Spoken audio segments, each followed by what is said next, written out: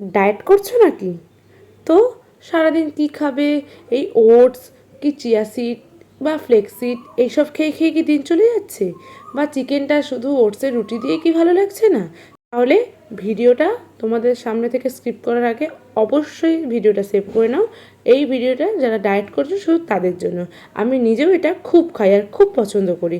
তো একটা সুন্দর কাবাব আর তার সঙ্গে সটেজ স্যালাড, তো কিছুই না, খুব কম উপকরণ দিয়ে কীভাবে খুব তাড়াতাড়ি মা যদি নাও করে দেয় নিজেরাই রান্নাটা করে নিতে পারবে, সেটাই তোমাদের সঙ্গে শেয়ার করে নিচ্ছি।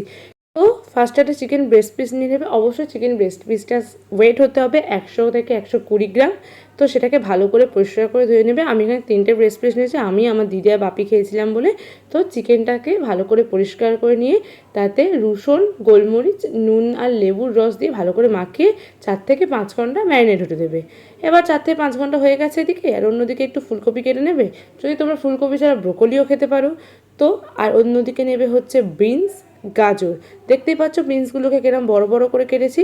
আর গাজরটাকে আমি এরম চপ করেছি, তোমরা অন্যরকমভাবেও করতে পারো বা নর্মাল লম্বা লম্বাও করতে পারো। একটু দেখতেও সুন্দর হতে হবে, তবেই তো খেতে ইচ্ছা করবে না? তো সেই জন্য আমি গাজরটাকে ওইভাবে কেটেছি। আর নিয়ে নিয়েছি ক্যাপসিকাম। আমার কাছে শুধু গ্রিন ক্যাপসিকাম ছিল বলে আমি গ্রিন ক্যাপসিকামই নিয়েছি। তোমরা এখানে yellow bell pepper, red bell pepper যা খুশি আর অন্য যে কোনো সবজি ইউজ করতে চাইলে ইউজ করতে পারো। আমি এখানে তিকন তিকন করে ক্যাপসিকামটা কেটেছি। যদি তোমরা সেটা নাও পারো আমি দেখিয়ে দিচ্ছি কীভাবে কাটতে হয়। যদি নাও পারো কোনো অসুবিধা নেই, লম্বা লম্বা বা চৌকো চৌকো করে কেটে নিতে পারো। আমার এখানে সব সবজি কাটা ডান হয়ে গেছে। এবার কড়াইতে জল গরম বসিয়ে দিয়েছি। ফার্স্টে ফুলকপিটা দিয়ে দিয়েছি, নুন দিয়েছি অবশ্যই জলে, আর ভালোভাবে সেদ্ধ হয়ে গেছে। এবার ফুলকপিটা তুলে নিয়ে সেই জলেই দিয়ে দিয়েছি একটুখানি ভিনিগার, আর তাতে দিয়ে দিয়েছি এই গাজরগুলো, আর সাথে দিয়ে দিয়েছি বিনস। কিন্তু বিনসটা 2-3 মিনিট পরে দেবে, নয়তো গাজর আর বিনস সেদ্ধ হতে গেলে গাজর আগে সেদ্ধ হয়ে যাবে, বিনস পরে সেদ্ধ হবে। ওইদিকে গাজর আর বিনস তার মতো সেদ্ধ হচ্ছে, আমি এদিকে পেঁয়াজটাকে কেটে নিচ্ছি। তো দেখতেই পাচ্ছ পেঁয়াজটাকে কীভাবে কাটছি। আর হ্যাঁ, তোমরা যদি মেটাবলিজম বাড়াতে চাও দেন অবশ্যই তোমরা পেঁয়াজটাকে ওই কাঁচা খাবে না, পেঁয়াজটাকে একটু সটে করে নেবে বা গ্রেভির সাথে খাবে। এটা খেলে তোমার পেঁয়াজটা একদমই খুব সুন্দরভাবে হজম হবে আর মেটাবলিজমও খুব সুন্দরভাবে বাড়বে। রসুনটাও সেম একটু সটে করে নেবে। ব্যাস, আমার এখানে সবজি একদম সিদ্ধ হয়ে গিয়েছে।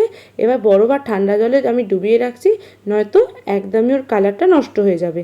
দেখতেই পাচ্ছ ওটার মতো ডোবানো থাক। 10-15 মিনিট পরে কড়াইতে একটু সাদা তেল দিতে পারো বা তোমরা বাটারও দিতে পারো। আমি এখানে অলিভ অয়েল ইউজ করেছি। অলিভ অয়েলটা একটু গরম হয়ে যাওয়ার পরে দিয়ে দিয়েছি রসুন কুচি। অলিভ অয়েলটা দেওয়ার কারণ যাতে হচ্ছে একদমই ডায়েটটা প্রপারভাবে হয়। তো এবার রসুনটা একটু সুন্দরভাবে ভাজা ভাজা হয়ে গেলে দিয়ে দিয়েছি ওতে পেঁয়াজগুলো। পেঁয়াজটা একটুখানি ভাজা হলে দিয়ে দেবে ওই ক্যাপসিকামটা, আর তার 2-3 মিনিট পরে দিয়ে দেবে ওই ভেজিসগুলো। ব্যাস, খুব সুন্দরভাবে এবার ওটাকে ভাজতে শুরু করবে। অবশ্যই এ সময় গ্যাসের ফ্লেমটাকে মিডিয়ামে রাখবে, হাইতে রাখলে সবজিগুলো সবটা পুড়ে যাবে। এবার কিন্তু অবশ্যই মনে রাখতে হবে নুনটা দেওয়ার সময় যে আমি যখন সবজিগুলো সেদ্ধ করেছি নুন দিয়েছিল, তো অল্প পরিমাণে নুন বেরিয়ে গেলেও সবজির মধ্যে কিন্তু নুনটা ঢুকেই গিয়েছিল। তো অল্প সামান্য পরিমাণে নুন দিলাম, আর একটু গোলমরিচ দিলাম, আর দিয়ে দিলাম একটু অরিগ্যানো। আপনারা বাড়িতে বানানো অরিগ্যানো ইউজ করতে পারেন, আর হচ্ছে নয়তো আপনারা প্যাকেট অরিগ্যানো ইউজ করতে পারেন। আমি খুব শীঘ্রই আপনাদের বাড়িতে কীভাবে অরিগ্যানো বানাই আমি সেটাও আমি আপনাদের দেখিয়ে দেবো, আমার ভিডিওতে অবশ্যই দেখে নেবেন। তো এবার ভালোভাবে সবজিগুলোকে সটে করে নিচ্ছি। ব্যাস, এখানে আমার সবজি একদমই ভাজা হয়ে গেছে। এবার আবারও একটু অলিভ অয়েল ব্রাশ করে নেব। একদমই খুব অল্প পরিমাণে অলিভ অয়েলটা নিয়েছি, যেহেতু আমার চিকেনটাকে এবার কাবাব মতো আমি রোস্ট করব। তো এবার চিকেনগুলোকে দিয়ে দিয়েছি আর একদমই লো করে রেখেছি। 5 থেকে 7 মিনিট পর হয়ে যাওয়ার পরে চিকেনগুলোকে উল্টে দেবে। তাহলে দেখবে চিকেনগুলো খুব সুন্দরভাবে উল্টো দিকটা হয়ে গিয়েছে, এবং আবার উল্টো দিকটা করবে, প্রত্যেকটা ভালোভাবে উল্টে নিয়ে আবারও চাপা দিয়ে দেবে 5 থেকে 7 মিনিটের জন্য। যেহেতু খুব সুন্দরভাবে লেবুর রস দিয়ে ম্যারিনেট করা ছিল, তো চিকেনগুলো খুব সুন্দর জুসি জুসি সফট সফট হবে।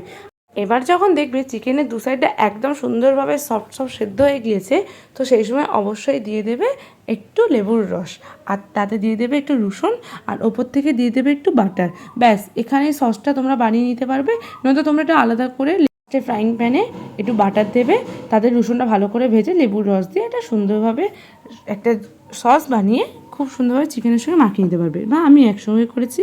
এবার সবজিগুলোকে আগে থাকতে যেটা ভেজে রেখেছিলাম সেটা আগে দিয়ে দিলাম একটা প্লেটের সাইডে, আর অন্যদিকে চিকেনটা দিয়ে দেবো। আর অবশ্যই বাড়িতে ট্রাই করে, যারা ডায়েট করছো বা যারা ডায়েট করছো না, বাড়িতে ট্রাই করে গরম গরম রাত্রেবেলা ডিনারে বা সন্ধ্যের স্ন্যাক্সে কেমন লাগলো ট্রাই করে আমাকে অবশ্যই জানাবে। ভালো লাগলে লাইক কমেন্ট অ্যান্ড শেয়ার করবে। আমার চ্যানেলে নতুন হয়ে থাকলে অবশ্যই চ্যানেলটিকে সাবস্ক্রাইব করবে। আর যারা এখনও পর্যন্ত চ্যানেলটাকে সাবস্ক্রাইব করোনি, কি করছো, এত দেরি করছো কেন? তাড়াতাড়ি সাবস্ক্রাইব করো আর চিকেনটা খেয়ে নাও, দেখো কতটা জুসি হয়েছে।